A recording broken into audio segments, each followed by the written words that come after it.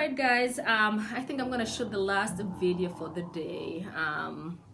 And this one is gonna be really for most immigrants that come from other countries, and it's not gonna be a video for everybody. But I think it's important for us to learn a few lessons as immigrants.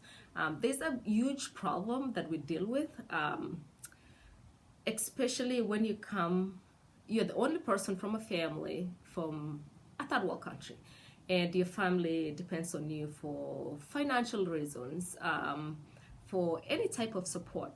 It puts a lot of mental and financial strain on a lot of us.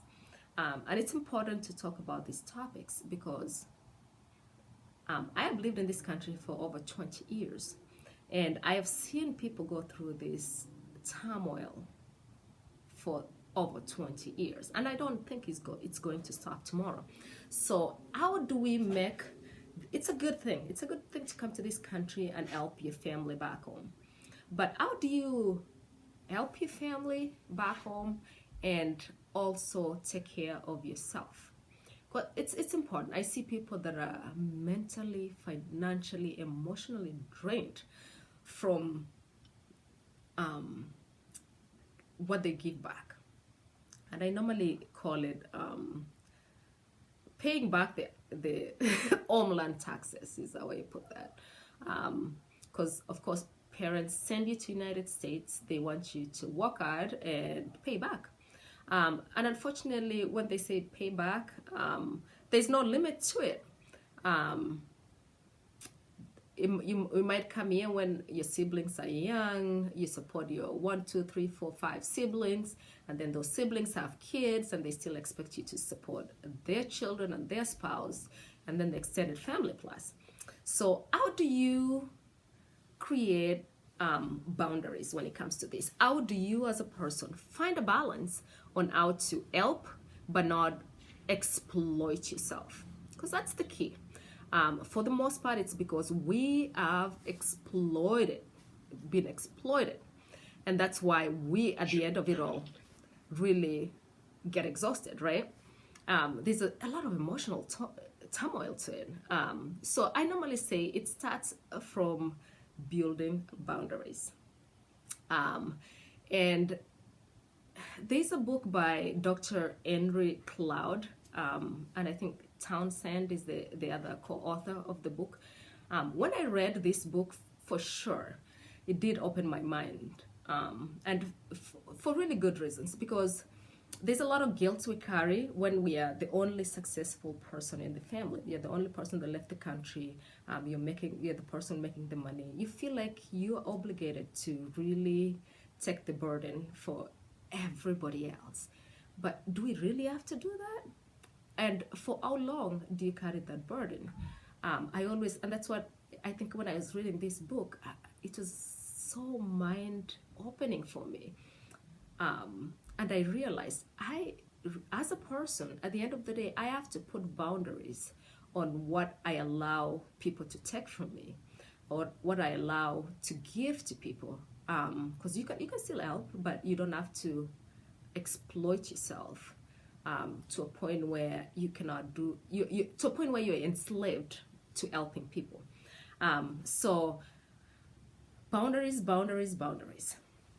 I'm gonna start with the financial boundaries because I think that is probably the major source of most of our stresses, right? I think the emotional part is usually stemmed from the finances, being financially drained, and then compounded with some other factors like people always expecting you to solve their problems, stuff like that. So let's talk a little bit about the finances. I am a big Dave Ramsey fan.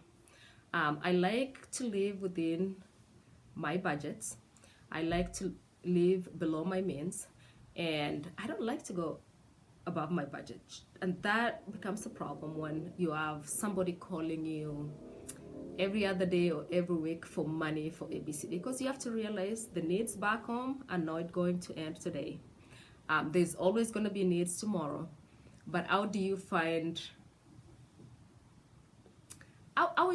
decide who to help, what to help, and how much to help? I think that is the key. That is really the key factor there.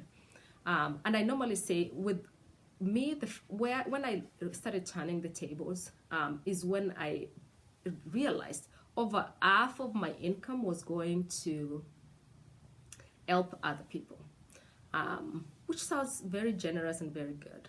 But when you start getting to a point where you need to invest in yourself, buy your house, you have children to support, it becomes a problem because now you are financially draining yourself to be able to help people. This is 50% of your income you're talking about. Or you're having to take an extra job to be able to financially support other people back home. That's a problem because now you're taking time away from your family, your children, to be able to feed other people. And usually you're feeding adults. So I think the best I can say, learning from our own experience, this is coming from somebody that I was working one full-time job just to send. I mean, I'm talking about 50% of my income was being sent back home to support other people, to a point where there is a limit on how much I can send back home. So I put a budget down every month. And this is well known by my family. We've sat down, we talked about how much I send you in a month. This required a face-to-face conversation and being open, because that's the thing. We tend to play, the savior of the family kind of mentality, and become quite a bit unrealistic on what we can do, right? Because we want people to see that we are able to help financially, we are able to save everybody. If you have any help, call me. We put ourselves at a disadvantage on that situation, because of course people are going to need help. It's a third world country after all. They're going to come up with issues every day if you let them come up with issues every day. So you have to limit on what things you can help and how much you can help, by being open and realistic with your family. Tell them, this is how much money I make in X amount of time. I can only send you X amount of money. And this is the day I'm going. This is another thing, you have to set the time as well. It's boundaries everywhere. This is the time I'm sending the money, and unless it's an emergency, please do not send me requests for money until that date comes. That way, in their mind, they're able to budget and live accordingly. So I normally say, first of every month, you receive X amount of money, because that's the only amount I'm able to send. And I put the responsibility on their court. At that point, I have washed my hands, I've helped. Whatever money I give you, whatever you choose to do with that money, that is on you. You are the adult, you are the person responsible for that income. It's your responsibility to put a budget and use that money wisely. Don't use that money in one day and come to me tomorrow and ask me for more money, because you will not get that money from me. If it's not the first of the month, unless it's an emergency, unless there's a death, there's a medical emergency, stuff like that. I understand children, are stuck from school, which those are things you can plan ahead of time. If there's school fees or whatever for the kids, you can plan that ahead of time. But you can plan for illnesses, for deaths. Those are emergencies. And I'm going to put this out there because coming from an African world, they think wedding is an emergency. It's not an emergency. Wedding is not an emergency. That's a luxury. If you can't afford a wedding, you can go to the courthouse and sign paperwork and you're married. It's not that serious. So I'm talking about health emergencies here. So when you give them a budget, let's say, for instance, I am sending you $300 first of the month. It's upon you as a person to budget that money accordingly. You budget, use the money wisely, because there's no money coming in for expenses until the first of the month again. Unless there's an emergency, I don't expect to receive any phone calls. That will cut down on the amount of phone calls you get at night, the amount of text messages you can requesting for money, because people already have the perception and they have the understanding that they will not receive any more money than what they have received. Now you've taken that responsibility from you to them. That will save you a lot of trouble. Because I see people, it's so interesting, because I have people that actually sleep with their phones on. You have to realize our time zones in United States and Kenya is different, so it might be daytime over there when it's night here. People sleep with their ringers on, and you're waking up several times during the night because of somebody requesting for money, that is a mental health issue. You are disrupting somebody's sleep. Insomnia can lead to so many other medical problems, mental health problems, physical health problems. So just keep that in mind. Turn your phone off when you go to bed. There's really nothing that can not wait for the next 4 hours or 6 hours when you're sleeping that you cannot handle tomorrow morning. So just boundaries again. Time for you to sleep. You don't wake them up in the middle of the night. They don't get to wake you up in the middle of the night. I'm sure everybody has a clock to see what time it is in the United States. So unless it's an emergency, of course, emergency is emergency. But think about it. If it's a death, it's already happened. There's nothing you can do about death. You're not going to make that person less dead by answering the phone at 2 in the morning. If it's a medical emergency, they can always admit somebody in the hospital, ask for money somewhere, and you can send that money in the morning. It really can wait for a few hours until you wake up. So just put those boundaries for your own sanity. And then the other biggest thing is just the expectations that you are supposed to build a house for your father or your parents, build a house for all your siblings, start businesses for all your siblings, invest financially on everybody else but yourself. That is well and good if you come to this country in your early 20s and you have time to do that. But if you come to this country and you're in your 30s, 40s, you have very limited time to do that. And the limited time you have to invest on other people and not yourself is going to be very short. And so you have to play very smart when it comes to that.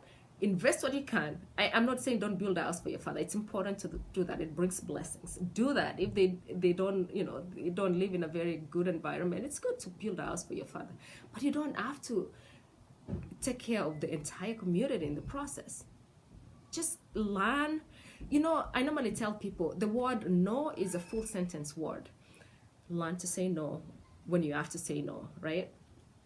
If you think it's something that's going to be draining you, invest in yourself first. That's what I'm trying to say.